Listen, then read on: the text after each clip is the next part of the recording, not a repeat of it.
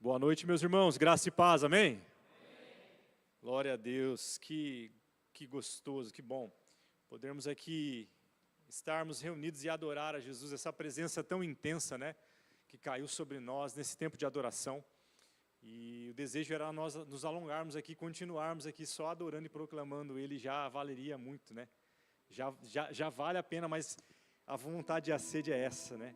E o Senhor tem uma palavra ao nosso coração, e eu quero que, em nome de Jesus, o Espírito Santo realmente ministre a sua vida e possa direcionar a você aquilo que é o desígnio e o desejo do coração dEle, para que você saia daqui com uma consciência e com uma convicção de amar mais Jesus, de um desejo maior pela presença dEle, que você seja despertado nesses dias que nós estamos aqui, nessa semana de consagração, de realmente ter um anseio e uma busca ainda maior pela presença dEle, pois o que nós estamos fazendo aqui é adorar a Ele, exaltar Ele, é o tema principal daquilo que estamos aqui falando e proclamando.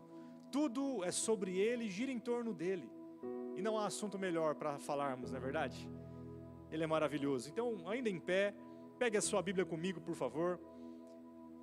Eu convido para a reflexão que vamos falar aqui, que você abra comigo em Filipenses, capítulo de número 2.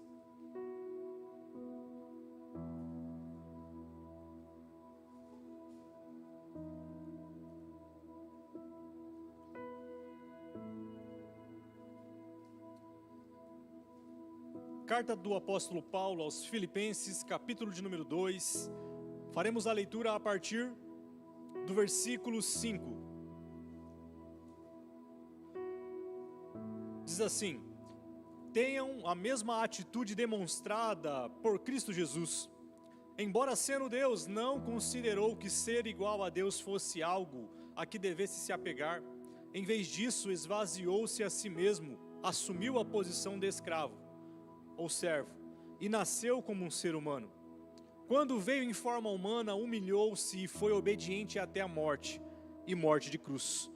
Por isso Deus o elevou ao lugar de mais alta honra, e lhe deu o nome que está acima de todos os nomes, para que, ao nome de Jesus, todo joelho se dobre nos céus, na terra e debaixo da terra, e toda língua declare que Jesus Cristo é Senhor, para a glória de Deus Pai. Amém? Pode se assentar, fique à vontade.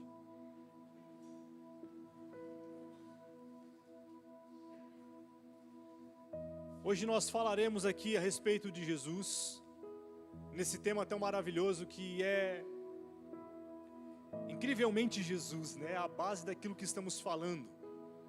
Esse Jesus incrível, indescritível, que não há palavras que descrevam sua glória, sua beleza, seu poder, e o ato que Ele realizou uma vez por todas em nosso favor e continua ainda nos abençoando com sua graça. E como tema desse episódio, eu gostaria de falar sobre ações que transformam. O que nós lemos aqui no livro de Filipenses, Paulo ele descreve o maior ato que alguém poderia ter feito. Paulo ele retrata aqui a respeito do esvaziamento, em grego gnose, abrir mão, esvaziar-se, deixar-se. O ato de que o Deus soberano, todo-poderoso, que tem toda a glória, toda a honra, todo o poder, que tudo que foi criado por meio dele, ele abre mão de sua glória e ele se reduz agora a poder caber em um corpo, encarnar e vir habitar entre nós. Essa ação é uma ação que transformou toda a realidade. O ato dele ter vindo e ter deixado a sua glória, essa troca que ele fez, mudou tudo.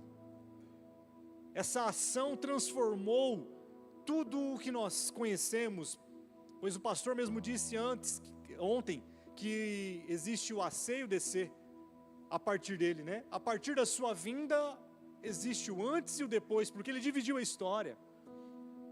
Ele como Deus, teve uma atitude, uma decisão totalmente improvável, totalmente diferente daquilo que se espera de um Deus. Ele abriu mão de tudo aquilo que ele era e tinha, para vir e habitar e encarnar. Onde foi retratado aqui acerca do nascimento e acerca desse ato, dele vir ao mundo e ser conhecido, agora por todos, o Salvador, o Messias, o aguardado por todos, ele vem. Ele não foi recebido da maneira em que um rei era recebido, ou deveria ser, até porque no imaginário da época, dos religiosos e a expectativa do povo judeu, o Messias viria numa perspectiva totalmente diferente. Não nasceria da forma que ele nasceu, não cresceria dessa forma nos lugares em que ele andou e as suas trajetórias, não falaria com as pessoas que ele falou, não entraria sendo reconhecido em cima de um jumentinho como sendo rei, mas ele veio para cumprir o propósito e veio na contramão de tudo aquilo que era o esperado da época.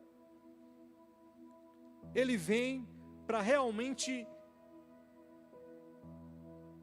contrapor tudo aquilo que a religiosidade da época imaginava. Porque ele tinha um propósito, ele tinha um modo operante de acontecer aquilo que seria a sua vinda, e aquilo que era o desdobramento do seu propósito sobre a terra.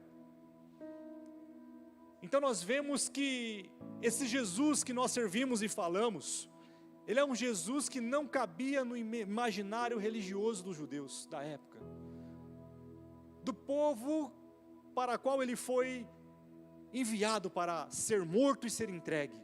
Mas esse povo, por não ter a capacidade de enxergar ele como sendo o Deus encarnado, crucificou. A palavra nos diz que ele veio para o que era seu, os que eram seus, mas os seus não receberam, o rejeitou. Mas a todos quanto o receberam, foi-lhe dado o poder de serem feitos filhos de Deus.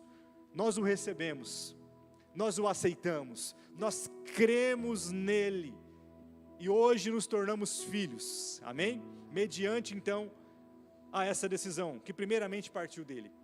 Lemos o texto então de Filipenses, aonde expressa aqui então o mais alto nível de humilhação.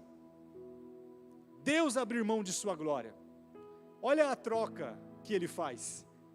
Ele troca o céu, o seu trono, na onde ele estava ouvindo um canto de serafins, de querubins, de arcanjos, que não desafinavam, que eram perfeitos, entoando canções 24 horas, adorando a beleza e a majestade dele. Ele troca para vir e pisar na Galileia, para vir e pisar num chão sujo, para andar de a pé e estar entre os homens. Ele anda entre pecadores e pescadores, e ele então vive uma vida simples, vive uma vida comum, mas que ao mesmo tempo era extraordinária.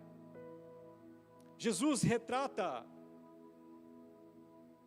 algo que chama a minha atenção, que é a beleza do extraordinário dentro do comum e do simples. Porque quando acontece esse esvaziamento e ele encarna, agora Deus, ele cabe dentro do homem. Você já imaginou que aquele que não há um espaço que o contenha e o caiba, ele agora se reduz ao ponto de estar num corpo humano? E ele agora então, com toda a sua glória, vem morar e habitar entre os homens. Deus encarnado, o verbo, a palavra viva agora está entre os homens. E a beleza de tudo isso é que ele, mesmo sendo humano, ele continua sendo Deus. Mesmo sendo Deus, ele continua exercendo a sua humanidade. Ele é incrível porque ele poderia e tinha tudo o que era necessário para que se engrandecer, ser orgulhoso, ser soberbo, porque ele tinha autoridade para isso. Ele criou todas as coisas, ele sabe de todas as coisas, ele pode todas as coisas, Mas mesmo sabendo, podendo todas as coisas, ele se submeteu aos processos, ele se sujeitou ao propósito eterno que o Pai tinha para que ele cumprisse.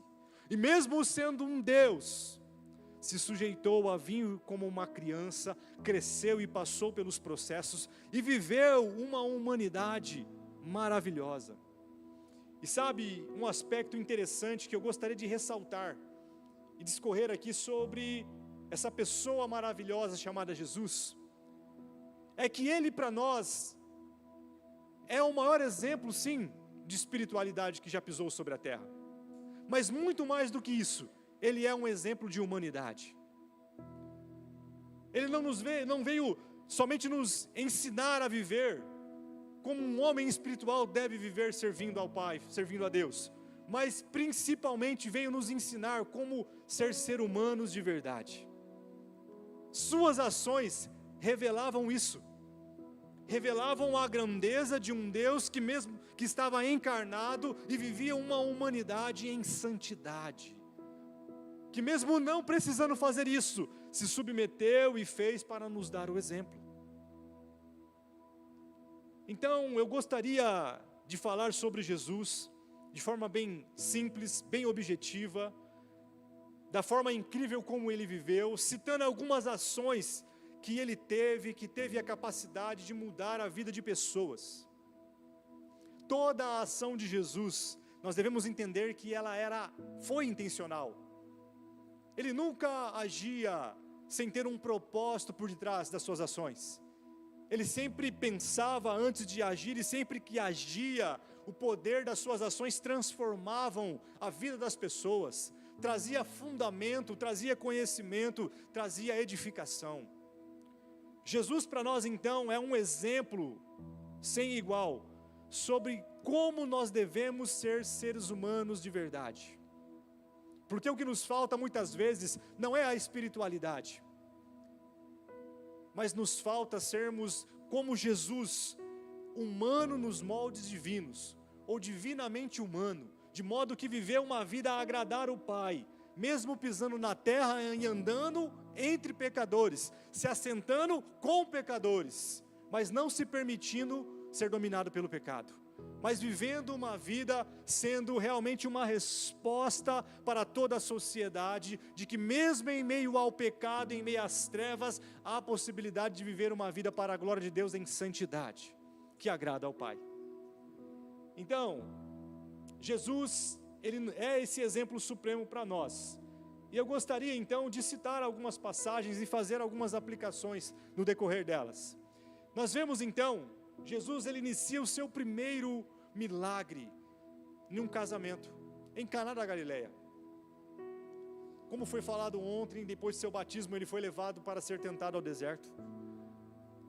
E ali ele responde com autoridade, por meio da palavra, e vence todos os questionamentos sobre a sua identidade. Ele triunfa por meio da palavra contra Satanás. E ele não precisou usar as suas características e adjetivos divinos, mas pelo contrário, respondeu como um ser humano, cheio da presença do Espírito, pela palavra, e venceu. E ele inicia agora então a sua trajetória, o seu primeiro milagre num casamento, aonde acontece essa história bem conhecida por todos nós, algo que poderia ter mudado a história de um casal, uma família em formação, que agora passa por uma situação onde falta aquilo que era essencial no casamento, o vinho que retrata a alegria, não é verdade?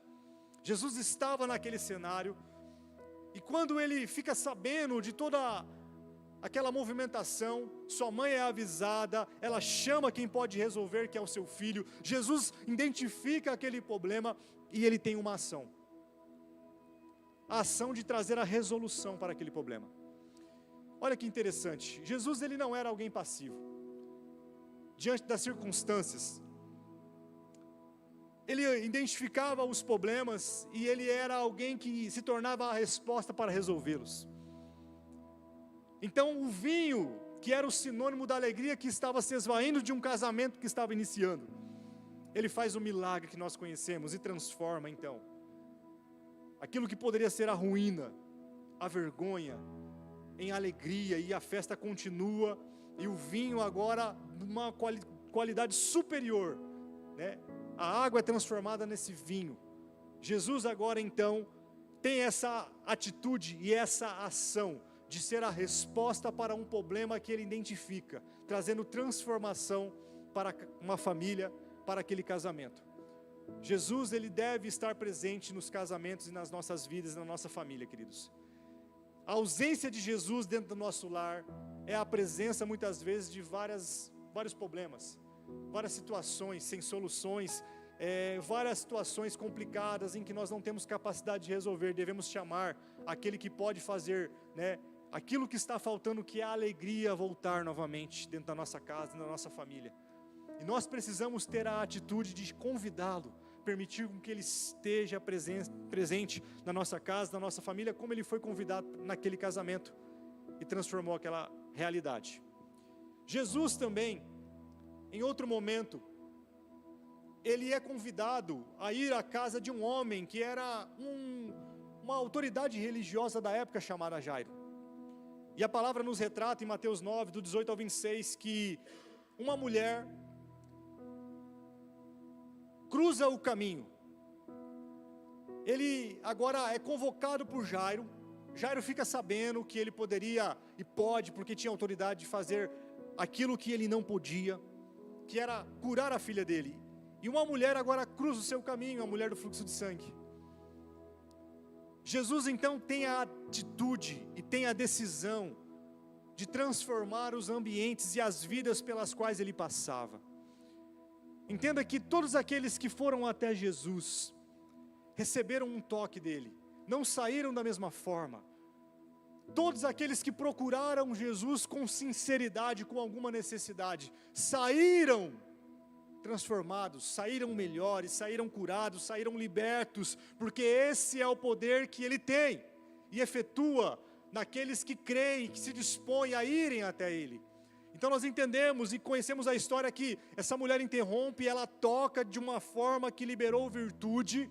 Jesus agora então para, ele estava indo em direção à cura de uma criança, aquela mulher então interrompe, mas ao mesmo tempo ela toca com virtude que alcança a vida dela e ela se torna limpa.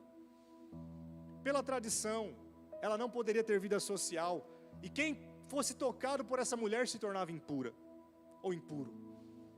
Mas a ordem das coisas mudam, porque ela agora toca em alguém que é santo.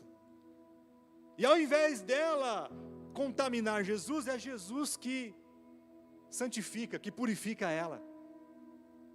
E a partir dali então, essa mulher tem a sua vida transformada, essa hemorragia é estancada. Jesus então é avisado de que demorou, né, na ótica humana, para ir até a casa de Jairo, a sua filha morre.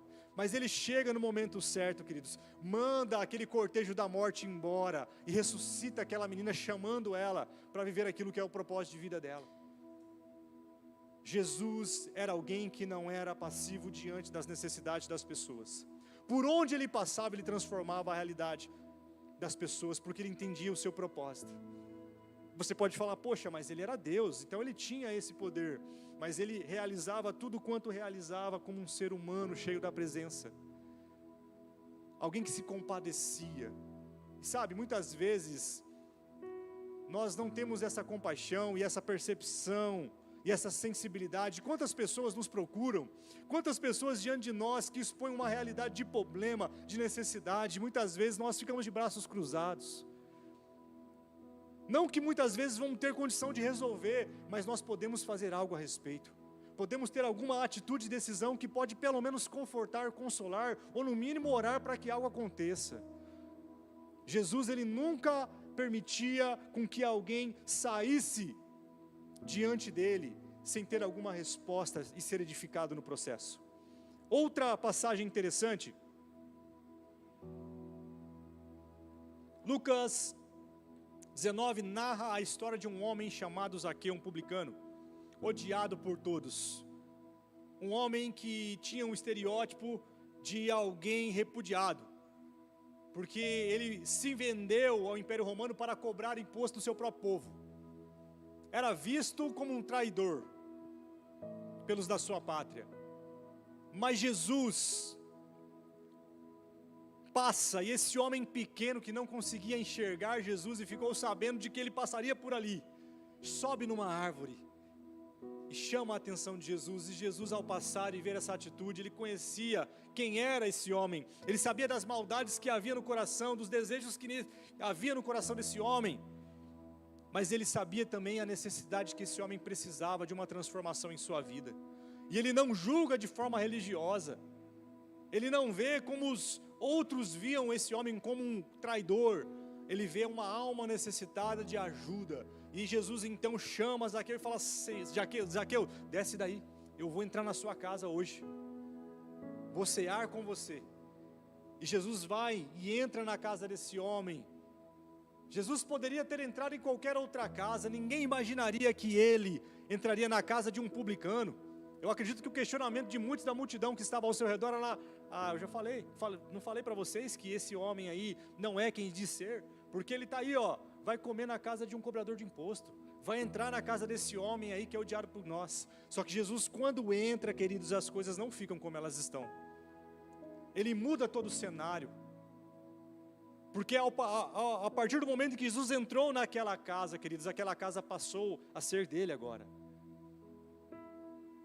Ele começou agora a transformar de uma forma, o Lucas aqui não narra muito acerca, mas nós imaginamos esse período em que ele fica na casa de Zaqueu, que transformação ele não causou na vida e na família desse homem, ao ponto de que, depois que ele sai, esse homem agora tem uma atitude totalmente oposta, de devolver aquilo que ele roubou das pessoas 4 vezes mais, e a partir disso então viver uma vida agora em santidade para a glória de Deus.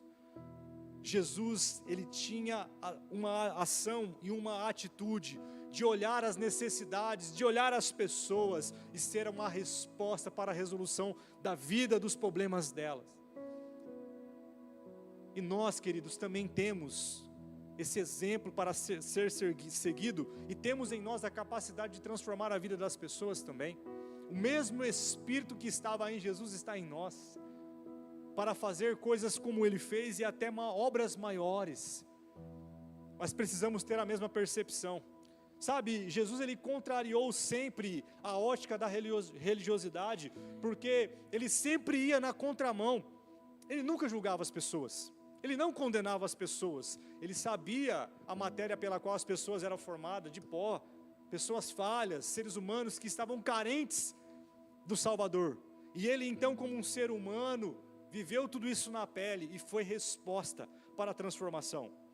Outra história conhecida por todos nós, a mulher samaritana, onde ele se encontra com essa mulher em João 4, e aquela mulher que estava toda angustiada, precisando de uma resposta para os seus anseios, procurou a alegria e satisfazer os anseios da sua alma e os vazios que havia nela nos seus relacionamentos, e não conseguiu.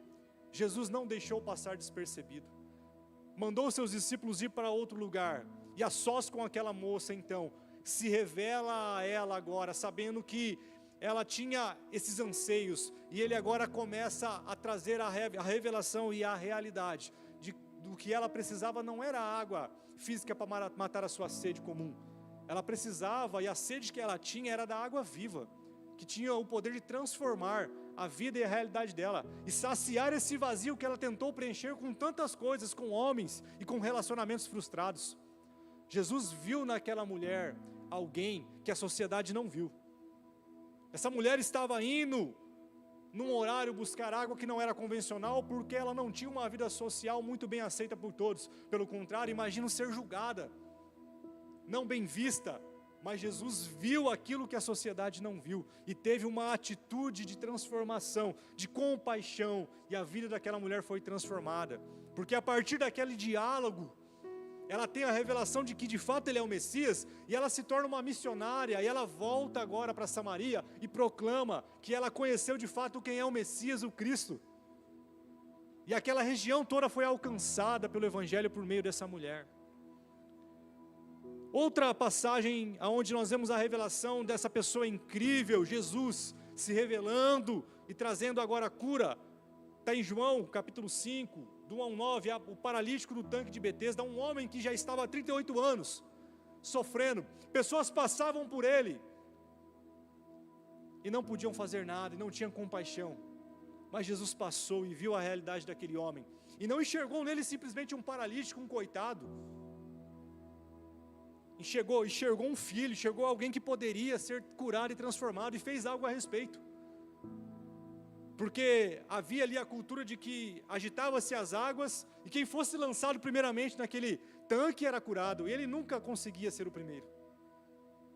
Mas Jesus alcança aquele homem, cura ele e transforma a vida dele, porque enxergou num paralítico alguém que a partir da cura poderia agora caminhar e proclamar o evangelho também. Porque por onde ele passava, suas ações transformavam a vida das pessoas. Se não transformavam por fora fisicamente, transformavam por dentro. Seu caráter, sua índole, e trazia salvação. Lucas 7, do 1 ao 17, também retrata a passagem de uma mulher, conhecida como a viúva de Naim, que estava com um cortejo agora fúnebre, indo para sepultar o seu filho. Ela já era viúva, e agora seu único filho morre. A tristeza abate essa mulher, de modo que ela agora está sem expectativa e esperança de futuro. E de repente, ao contrário, está vindo a multidão de Jesus, alegre, festejante. E Jesus, ao ver aquela realidade contrastante da tristeza e da alegria, ele não passa despercebido por essa mulher. Nós conhecemos a história. Ele vai até o caixão daquela mulher, interrompe e quebra todos os paradigmas e protocolos, porque o jovem estava sendo sepultado. E um rabino, alguém religioso, como ele, com a autoridade que tinha, não podia tocar em nada morto, porque senão tinha todo um processo de purificação a ser feito pela lei de Moisés. Ele quebra os paradigmas, ele toca naquele jovem, aquele jovem volta a ter a vida novamente, ressuscita. Ele devolve a alegria agora para aquela mãe, e aquele cortejo que estava indo para sepultar, triste, para o cemitério, agora volta para dentro da cidade celebrando a transformação que Jesus causou, porque um dia Jesus passou pela vida daquela mulher. Jesus nos alcançou, passou pela nossa vida e nos transformou. Quem sabe estávamos como aquela mulher, triste, com semblante de não ter mais esperança, mas Ele nos alcançou. Sua maravilhosa graça mudou a realidade de morte para a vida. Estávamos sem perspectiva, mas Ele nos alcançou e fez aquilo que homem nenhum pode fazer. E sabe de uma coisa? Ele continua fazendo hoje também. Ele deseja realizar coisas muito maiores, porque Ele está atento, Ele está percebendo a nossa vida, e nada daquilo que acontece em nossas vidas passa despercebido da vida dEle, dos olhos dEle. Outra passagem, queridos, é outra mulher. João 8 retrata a mulher adúltera. Essa mulher, queridos, estava a ponto de ser morta, apedrejada, e com razão, porque foi pega no flagrante ato de adultério. Os santos da época e religiosos, que pregavam a Torá e que falavam sobre Deus, pegaram essa mulher e colocaram ela diante de um círculo, e estavam agora condenando essa mulher à morte. E vocês pensam que eles estavam fazendo isso com tristeza? Não, eles estavam alegres. Havia prazer na condenação que eles estavam estabelecendo contra essa mulher, e também se tornou uma oportunidade de agora ver se Jesus iria apoiar aquilo que a lei de Moisés fala. Jesus é chamado então diante daquela situação, e agora eles querem pegar Jesus no contrapé, como se agora nós vamos ver qual vai ser a atitude dele, vamos ver se ele está contra aquilo que ele prega. E dizem: olha, o senhor conhece a lei de Moisés, o senhor é mestre, e a lei nos diz que essa mulher que foi pega nesse ato deve ser apedrejada. O que o senhor diz a respeito disso? Jesus, ele é muito sábio. Se ele afirmasse e concordasse com a condenação, queridos, ele não estaria fazendo algo errado pela lei, estaria amparado. Mas ele não veio para esse propósito. Ele não veio para satisfazer o desejo dos religiosos. que tinham e viam nele a expectativa desse Messias revolucionário que traria um golpe militar e tiraria Israel da mão do Império Romano. Ele veio como um cordeiro, como um servo sofredor, com o propósito de trazer redenção. Então, quando ele viu alguém passando por uma situação de injustiça, ou sem ter quem amparasse, ele se coloca agora no lugar daquela mulher, e olha para aqueles homens religiosos, e dizem assim: olha, se vocês também não têm pecado, atirem a pedra nela. Quem de vocês não tem, seja o primeiro a atirar a pedra nessa mulher. Ah, queridos, ele responde com uma pergunta como ele sempre fazia, mas ele faz com que esses homens agora que estavam com os seus olhos e os seus focos na mulher, comece agora a olhar para dentro de si. E ao olhar para dentro de si, eles passam a perceber que são pecadores e às vezes pecam até mais do que essa mulher pecou. Queridos, essa lição nos ensina acerca dessa capacidade que Jesus nos faz ter de enxergar nas pessoas improváveis alguém que precisa de graça e misericórdia, porque nós fomos alcançados nessa condição também. Muitas vezes temos um olhar julgador quando é em relação ao pecado de alguém, o pecado alheio. Mas basta olharmos para dentro de nós e vermos o quão pecadores somos também. Sabe a diferença da mulher e dos religiosos? É que essa mulher, ela era uma má pecadora. Sabe em que aspecto? Quando você não é tão bom em fazer algo, você faz e logo é percebido. Mas quando você é muito bom em fazer algo, você faz e ninguém fica sabendo. A diferença é que o pecado dessa mulher foi exposto, porque ela era uma má pecadora. Mas quem sabe os religiosos eram tão bons em pecar, que pecavam de modo que ninguém sabia seus pecados, até Jesus passar pelo caminho deles.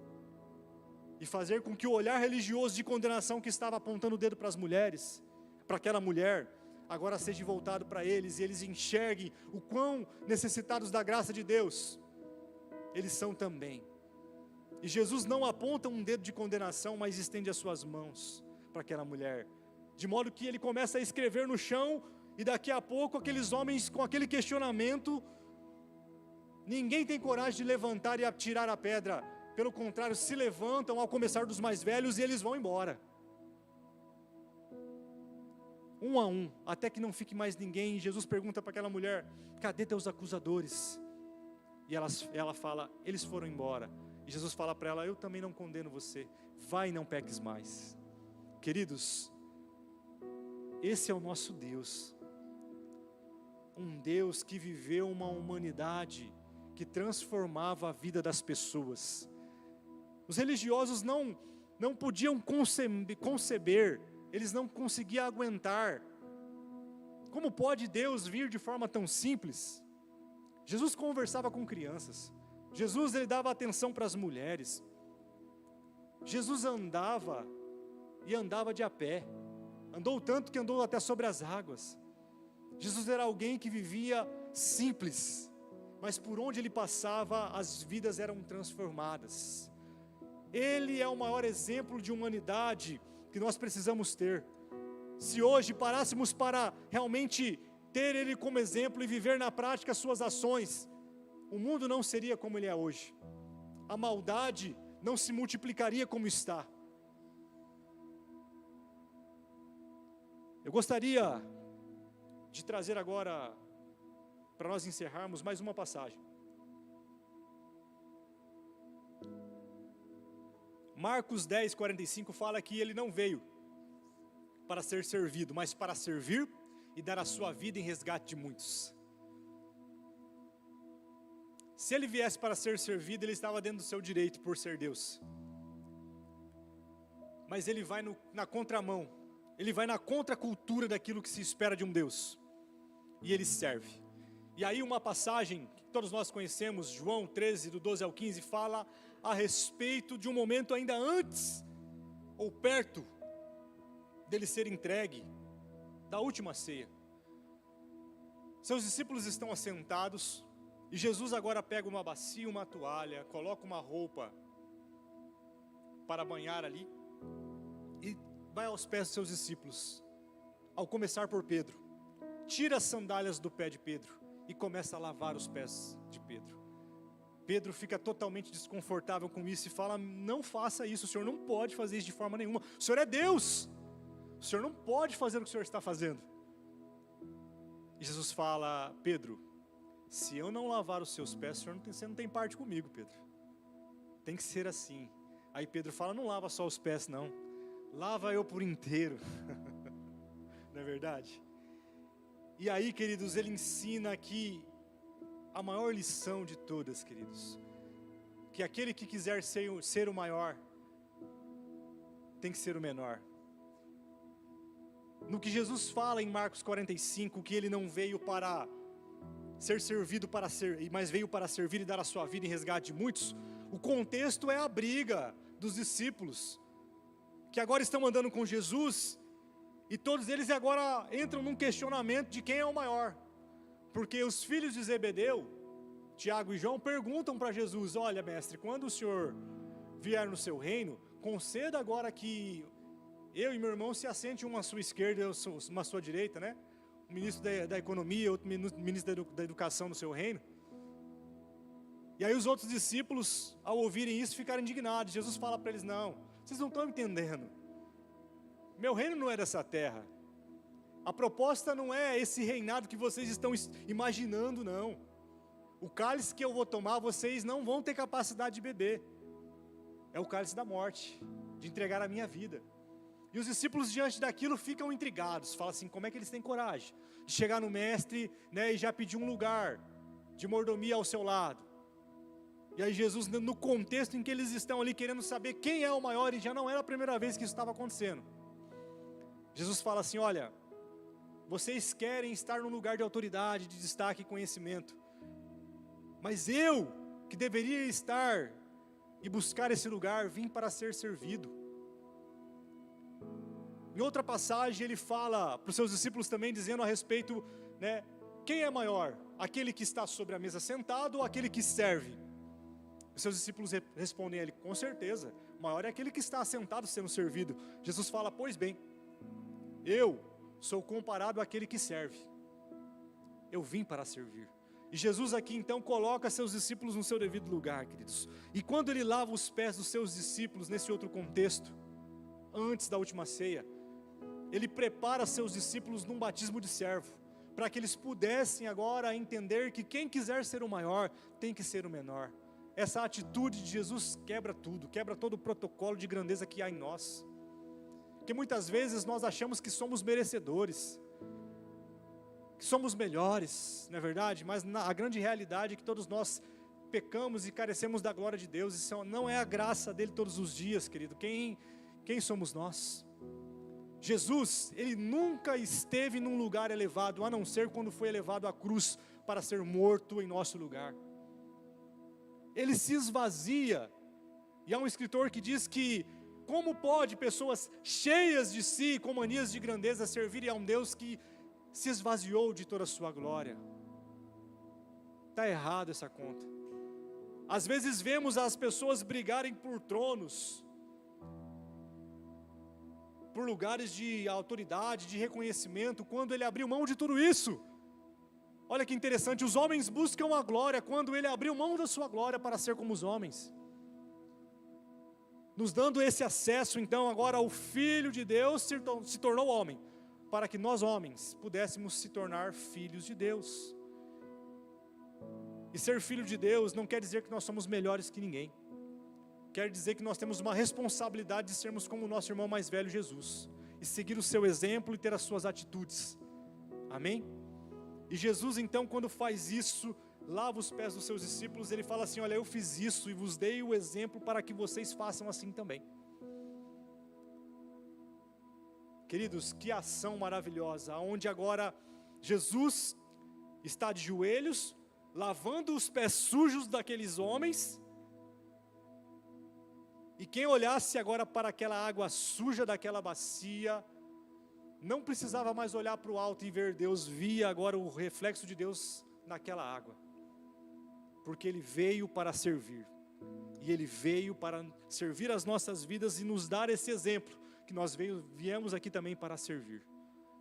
As atitudes que transformaram a realidade da vida de pessoas, não estava relacionada com a atitude de alguém que era Deus, na sua total divindade, mas de alguém que era Deus, e que viveu a sua humanidade como ninguém viveu, nos mostrando, nos dando o exemplo que nós podemos ter atitudes que transformam a vida das pessoas, como Jesus teve também. Nós falamos assim, mas é só Deus que pode fazer isso.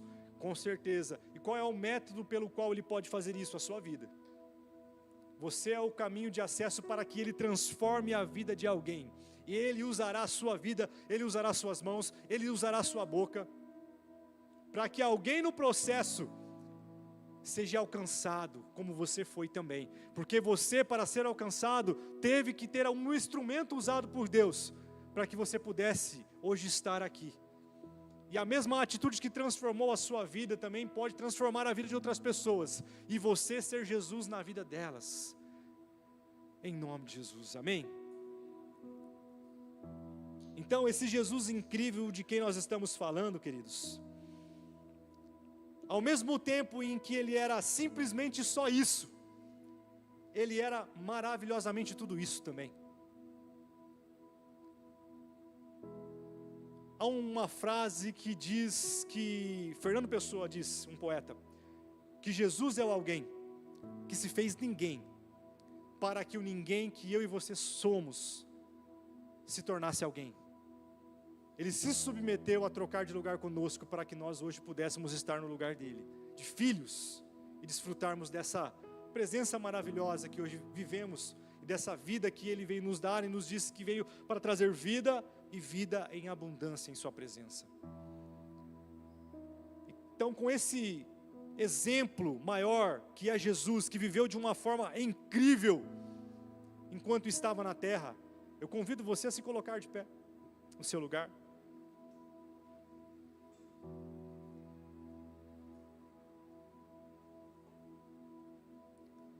Paulo fala que há um processo, que ele esvaziou-se e se submeteu a ser servo e foi fiel ao seu propósito até a morte, que é a última das consequências, e morte de cruz. E a sua obediência lhe rendeu então a consequência da morte, mas também da glória, porque ele foi elevado a um mais alto lugar de honra, e foi-lhe dado um nome que está acima de todo nome, para que a esse nome se dobre todo o joelho nos céus, na terra, toda língua confesse que Ele é Deus, para a glória de Deus Pai, que Ele é o Senhor, para a glória de Deus Pai. Então eu te convido a se submeter aos processos que Ele nos convida a vivermos diariamente. Assim como Ele viveu uma vida incrível e teve atitudes que transformou a vida das pessoas, nós também devemos diariamente estarmos atentos a cada processo que vivemos, porque em cada etapa da nossa vida, Ele quer fazer com que sejamos embaixadores do seu reino, sinalizadores daquilo que é o propósito eterno da vida para nós e para as pessoas. E nesse processo nós temos a capacidade de transformar a vida das pessoas. A maior alegria de Jesus, queridos, não era que a pessoa chegasse, simplesmente reconhecesse que Ele era Deus, mas que ao ser tocada, ao ser alcançada, ao ouvir aquilo que Ele estava falando, que essa pessoa pudesse ser transformada, ser alcançada. Jesus via o maior benefício, não simplesmente do seu nome ser engrandecido e reconhecido, mas que a pessoa que era alvo da sua graça e misericórdia fosse transformada. Ele não olhava para si, Ele não pensava somente em si, pelo contrário, Ele pensava no próximo. Ele viveu uma vida para a glória de Deus, e para que o seu próximo, ou para que as pessoas ao seu redor pudessem serem transformadas e alcançadas. Jesus é o maior exemplo positivo de como nós devemos viver uma humanidade com ações que transformam a vida das pessoas. E se eu pudesse colocar aqui um exemplo negativo, a palavra nos fala do bom samaritano, mas fala acerca de um homem, na história e no contexto dessa parábola da história, que é assaltado, está na beira do caminho quase morto. Passa por ele um sacerdote, que vê de largo aquele homem caído e segue seu caminho. Passa um levita, que vê também alguém precisando de ajuda e não tem atitude nenhuma, passa de largo. Mas de repente passa um bom samaritano, que não estava, quando você lê na passagem, ocasionalmente, somente dando uma volta, um passeio. Ele estava de viagem marcada, ele estava com a bagagem pronta, tinha um propósito. Mas quando ele vê a necessidade de alguém, ele redefine a sua agenda. E ele tem uma atitude de misericórdia, ele vai e intervém na morte de alguém que estava prestes a ser morto mesmo. Leva para um lugar onde essa pessoa é restaurada e a vida dela é transformada. Os exemplos negativos que a Bíblia nos dá sobre a religiosidade, que nada mais é que costumes mortos de pessoas que estão vivas, são atitudes e exemplos que nós não devemos replicar, mas os exemplos vivos de Jesus, que Ele nos deixa, assim como o bom samaritano, nós devemos levar e devemos viver também. Porque nós fomos alcançados, um dia éramos nós que estava na condição de morte, Ele nos trouxe vida. Então nós não podemos, diante do benefício que recebemos, passar pelas pessoas e cruzar os braços, como se nada estivesse acontecendo. Pelo contrário, nós devemos replicar isso. Se preciso for, redefinir a nossa agenda, mas nenhuma morte vai ficar diante do nosso caminho, sem que nós façamos algo ou tenhamos alguma atitude. Feche os seus olhos nesse momento.